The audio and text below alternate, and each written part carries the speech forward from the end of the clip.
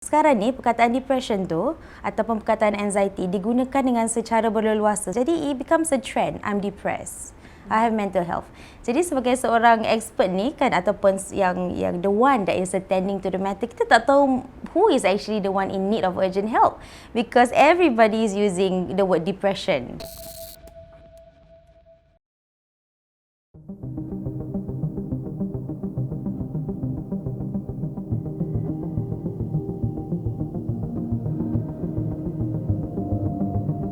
Kenoha ialah seorang wanita dalam lingkungan usia 20 tahun.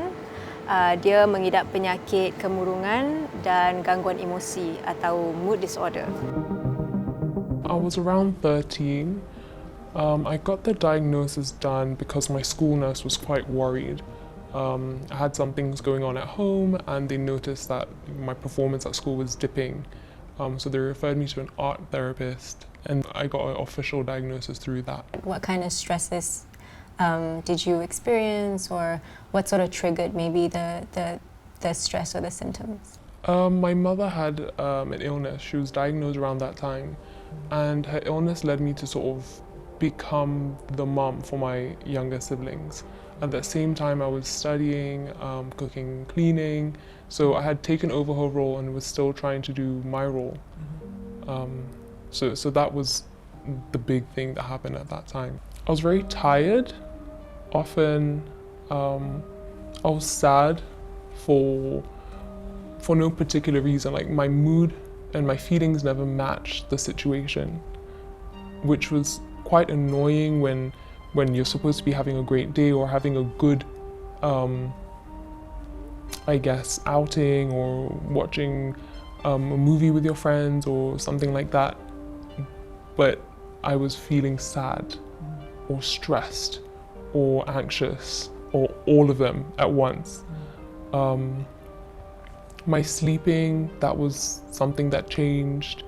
I either needed more sleep or needed less sleep, couldn't fall asleep, or constantly falling asleep.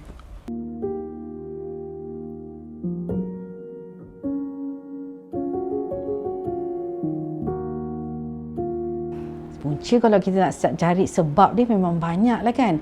Kesukaran mereka untuk meluahkan perasaan mereka ataupun mempunyai the language untuk meluahkan sebenarnya apa perasaan yang mereka lalui. Seringkali individu yang tidak mempunyai hubungan rapat dengan sesiapa, dan mereka mula rasa keseorangan. So if they feel alone first and then they don't have support, they don't have the language, so ini boleh mendatangkan tekanan yang teramat bagi any individu. So people who do not have the language find it even harder. Kalau saya nak cakap contohnya, saya rasa macam tak sedap. So dia kasih macam generic answers. So tak sedap, so kita kena bantu mereka. Dia tak sedap tentang apa, di mana, dengan siapa. So soalan-soalan yang berikut contohnya, ada soalan-soalan yang membantu mereka untuk explore their emotion, their thinking and their relationship with a lot of people. If you could maybe share what was it that pushed you to want to hurt yourself at that point in time? I've tried to commit suicide a couple of times during my A-levels in particular, and I think it was just, that was probably one of the worst moments of my life when I was 17. Bagaimana kita ingin tahu kalau seseorang itu menghadapi penyakit mental atau memang dia ada niat untuk bunuh diri? Kalau mereka yang mempunyai keinginan untuk membunuh diri, sering kali mereka sudah pun melalui tekanan. And tekanan ni bukan saja satu bentuk tekanan. Tekanan ni merangkumi. So dari segi mental dia dah tertekan, dari segi fizikal dia dah tertekan, dari segi hubungan. So tekanan kalau mereka lalui daripada sudut yang berbagai. So all the tension that they experience is so acute. If they feel that they're being pushed and they do not have any resources at all, so people feel helpless and hopeless, that's when they decide to, that's it, I don't want this life anymore.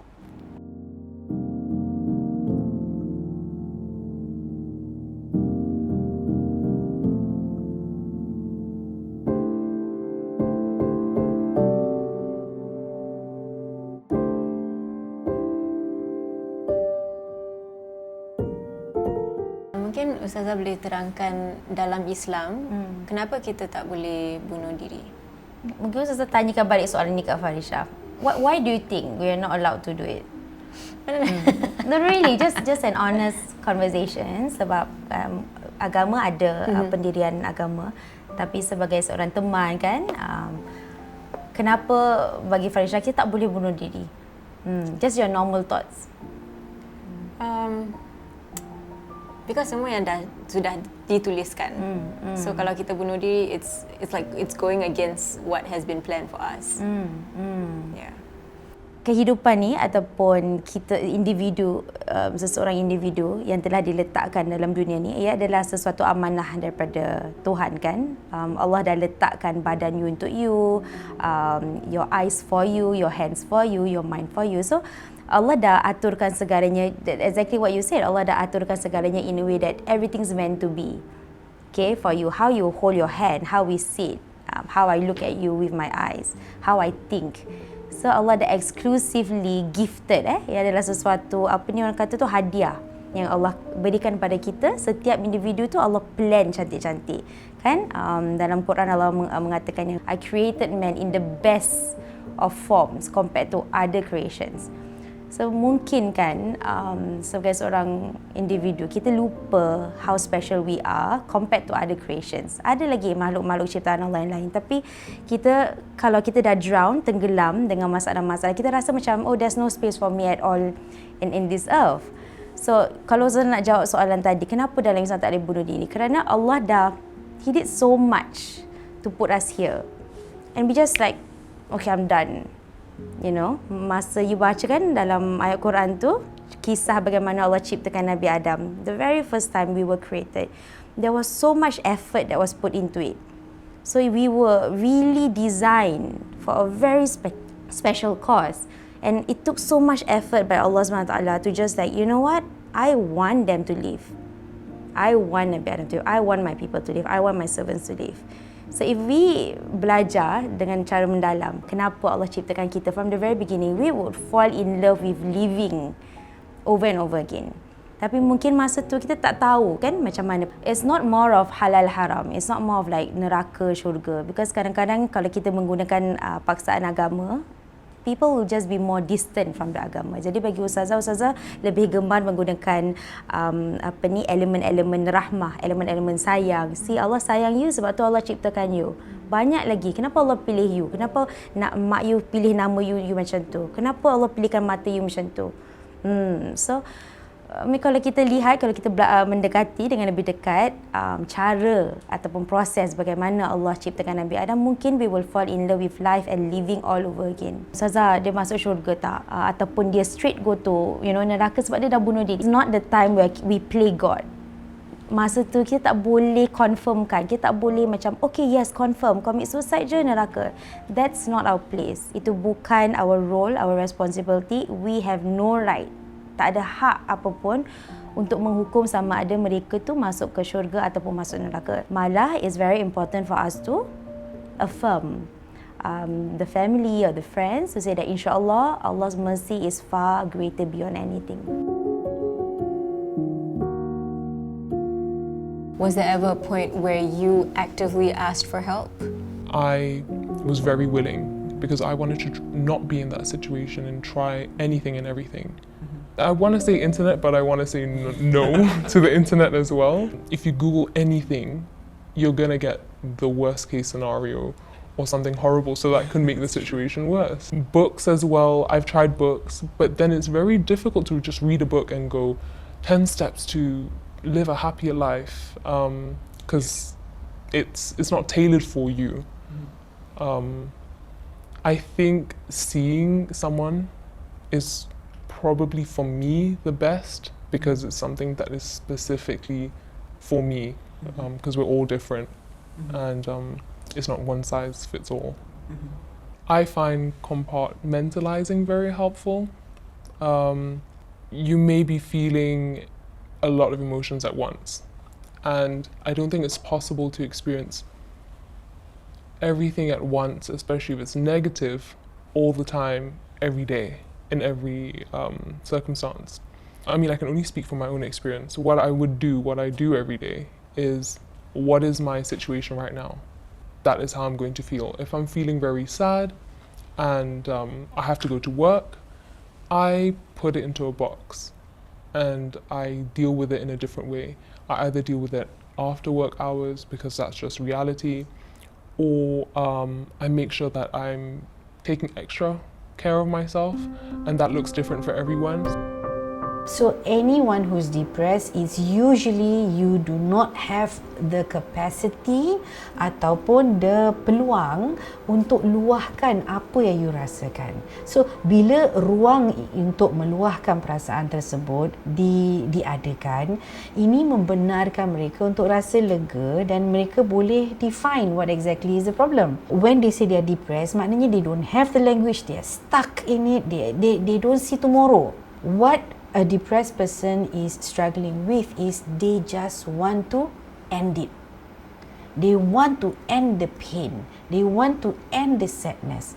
The reality is you cannot switch that off.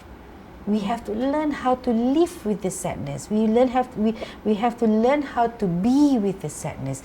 Dan ini kita tak boleh nak paksa seseorang tu untuk lalui proses yang sedemikian secara bersendirian. You are alone, lonely, depressed, hopeless, helpless. You will go through that process. So these are the feelings yang dari Google, for example, they are able to identify, and they will give you suggestions. Contohnya, okay, take a time out. How to take time out when you're the only single mom having to manage 5 children. So these suggestions perlu disesuaikan, dan untuk menyesuaikan you need discussion. You need to try and see where can work, what cannot work. So when you self-diagnose, you tend to want to self-soothe and you want to self-claim that you can do it. So this is the danger. So you need to learn how to have feedback, you need to learn how to live with feedback so that kita boleh membentuk kata orang tu interaksi yang lebih positif. Jadi how you look at me, contohnya, I'm not going to be affected anymore. So that part of me is settled. Pernah tak anda mendengar orang yang mungkin gunakan penyakit mental sebagai alasan untuk tak pergi sekolah ke, tak pergi kerja ke? Pernah tak? Saya pernah dengar seseorang ni cakap lah, saya tak boleh kerja sebab saya ada penyakit ni, penyakit tu. Pada saya, kita kena faham apa yang orang tu melalui dulu. Kadang-kadang ada orang yang quick judge, when we say, oh, aku tak datang pasal aku depression lah. It may seem alasan, but for some of us yang kita memahami, it's not lah. I mean, that's why nowadays we have counsellors, we have teachers that help the people who have mental issues. Sometimes maybe they're left with no choice to make use of that as a reason. Kita perlu berhati-hati dengan the terminology that kita gunakan. Contohnya, sekarang ni, semua kalau sedih, mereka gunakan I'm depressed. Jadi sebagai seorang asatiza ataupun seorang ahli kaunselor, kita susah. Ni betul-betul sedih ke ataupun sedih sikit ke ataupun betul-betul depressed. Sekarang ni perkataan depression tu ataupun perkataan anxiety digunakan dengan secara berleluasa. Jadi it becomes a trend. I'm depressed. I have mental health. Jadi sebagai seorang expert ni kan, ataupun yang the one that is attending to the matter, kita tak tahu who is actually the one in need of urgent help because everybody is using the word depression. Jadi for us as ahli masyarakat perlu berjaga-jaga. Kalau sedih, gunakan perkataan saya sangat sedih. Kalau hampa, gunakan perasaan saya sangat hampa. Sebab kerana perkataan depresi ni, it should be diagnosed. So sekarang ni fresh banyak yang self-diagnose. I am depressed. Bila Ustazah tanya, bila you dapat diagnosis ni? I just baca dekat Google. So these are the symptoms, I rasa I depressed. So, sebagai ahli masyarakat, just be there, a friend, reach out. If they come to you, be the first to serve them. But penting sekali, kalau you betul tak boleh tangani lagi masalah ni luar dalam kebolehan you, please work together, collaborate with an expert for this matter. So during this period, did you ever encounter anyone, saying anything offensive, or did anyone ever invalidate your mental state? All the time. Although a lot of people, we've come a very long way, in I guess reducing the stigma internationally for mental health, sometimes the way that people with mental health are portrayed on the internet or in movies and TV shows is, I think, quite dangerous to both people with and without mental health. People with mental health may feel like they're not, worthy of getting help because they're not that extreme, or they invalidate themselves because they think, I'm not like that, so therefore I don't have this. Or people without mental health think, oh, that's what it looks like, and therefore judge people with mental health. I think people can be quite insensitive, or say whatever they want to say, which they might not realize hurt your feelings. They think that it's a phase, or it's a part of growing up, or it's Western media influence. It used to be very upsetting. So at first I was very upset. It made me feel very ashamed, and made me disbelieve the things that I was feeling. I think what a lot of people forget is that there is a difference between mental health and mental illness. Not everyone has a mental illness, but everyone, has to deal with a mental health every day. For someone who doesn't suffer from a mental illness and who has bad days, or who experience negative things in their life, or even like positive things, that's just a part of their life. But for someone with a mental illness, they have to deal with the mental health on top of that. So they have that illness, that additional layer of, I guess, difficulty. Because if you say, how can I improve my mental health? You can say things like exercise, or read a good book, or go to the beach. But then if you have a mental illness, that's not fixing your problems. And the problems doesn't necessarily mean your life problems. It is an illness. You wouldn't tell someone with a physical illness to go to the beach. Kadang-kadang orang nak masuk sini dia sembunyi-sembunyi because the association that masyarakat have terhadap mereka yang mendapatkan bantuan. So that's one of the biggest challenge, pandangan masyarakat terhadap individu tersebut. And ini bukan salahkan masyarakat. And it's not about the capacity of the individual. It's actually depicting how the individual struggle to macam live up to the norms of the society. So bila dia tak boleh nak meet up to the norms of the society, they feel that they are an outcast. Sebelum someone goes for therapy, right? Does that person need to be diagnosed? Not at all. I think that is the misconception. That number one, therapy is a taboo. Number one. Number two is that you need to be diagnosed. Come into therapy if you want to have very difficult conversation or simple conversation. So we open our doors to people who want to just seek clarification. So I have clients who come in and say, I don't know why I'm coming for therapy. And I said, tell me one reason why you feel safe to be here.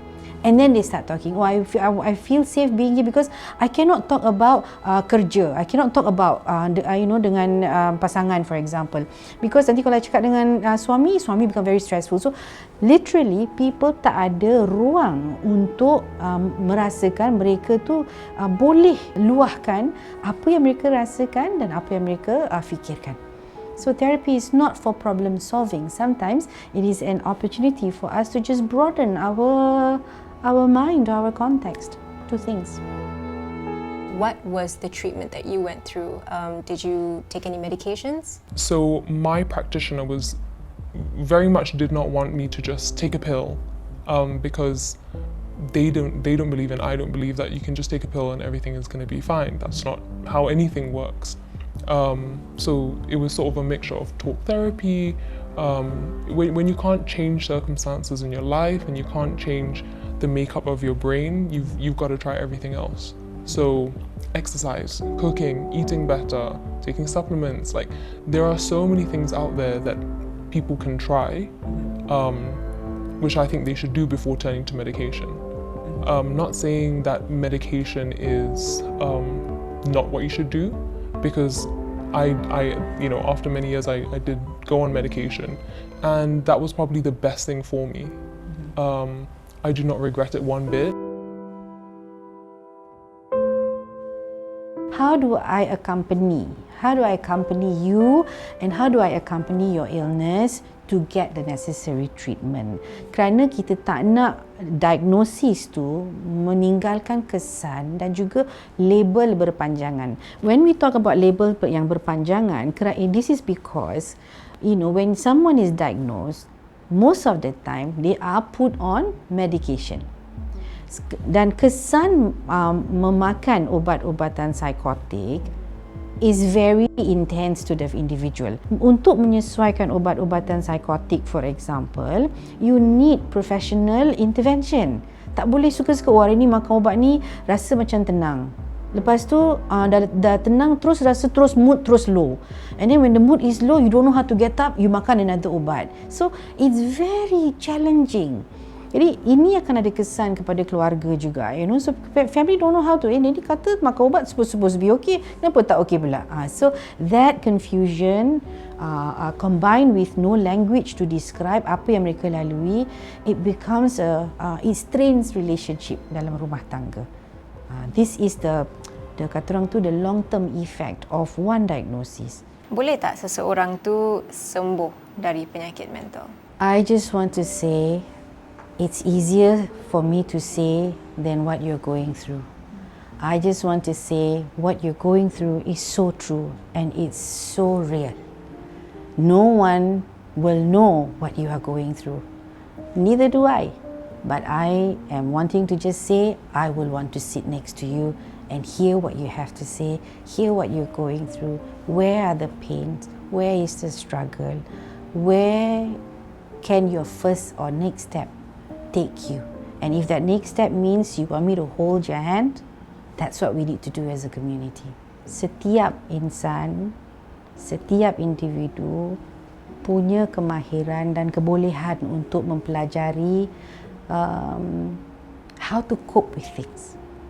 So that question that you asked me is basically telling me that people can change.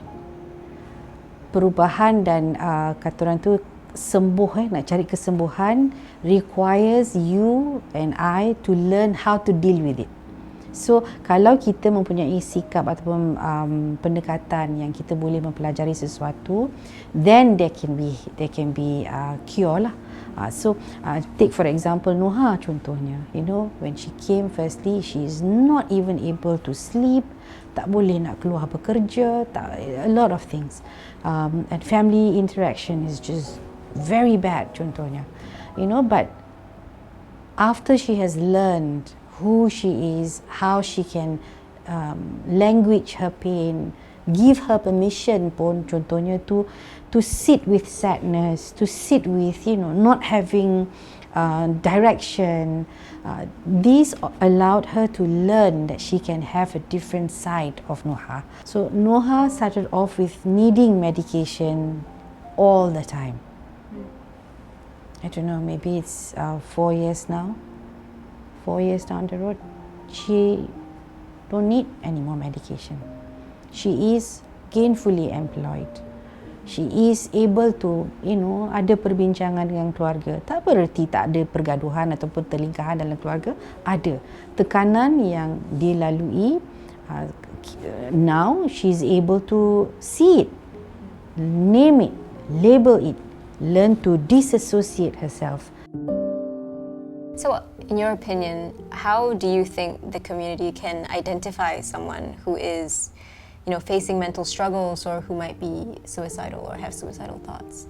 By validating it, by understanding that it's an actual illness, that it's not bad luck or a curse or because someone is badly behaved or is rebellious and that it's sort of karma for behavior. I think that's very unhelpful because that makes the person, think that it's them and then not get help because they think it's them. I think pertama sekali saya nak tekankan yang kita semuanya sedang dalam transition dan sentiasa dalam transition. So bila kita tidak boleh negotiate the transition, it creates a lot of stress. Dan kalau kita tengok, every individual, every family member, they will go through transition. Daripada anak kecil, daripada 6 tahun nak pergi sekolah, ada transition. Daripada mak yang tak pernah kerja, kena keluar kerja, those are transition. So kalau kita tak boleh nak negotiate the transition, this will create more stress, and more stress means people can develop mental health. Ini saya just look at it from a familial point of view.